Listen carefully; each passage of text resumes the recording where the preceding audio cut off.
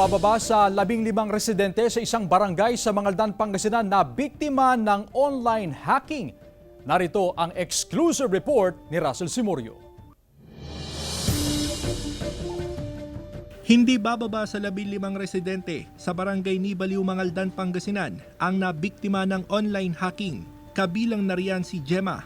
Nagsimula raw ang lahat sa isang link na pinagpasapasahan sa social media. Nang pindutin ang link, ilang minuto lang, hindi na ma-access ng mga biktima ang kanilang social media account.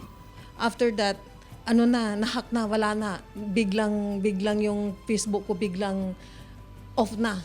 Hindi ko na magamit. Yung account ko na ginamit nila para mag-set ng link ulit sa mga friend ko. Ang malala, ginagamit ng hacker ang social media account ng mga biktima para manghingi ng pera online. Isa rin sa nabiktima ng online hacking, ang anak ni Marjorie. Yung account ng anak ko na-hack, ngayon may humihingi ng load at saka pera.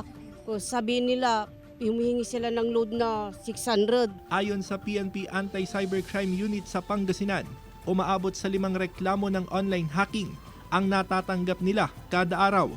Yun nga lang, hirap daw silang matukoy ang mga hacker. Nagiging domino effect yun, yung mga hack account nang-hack ulit ng ibang account.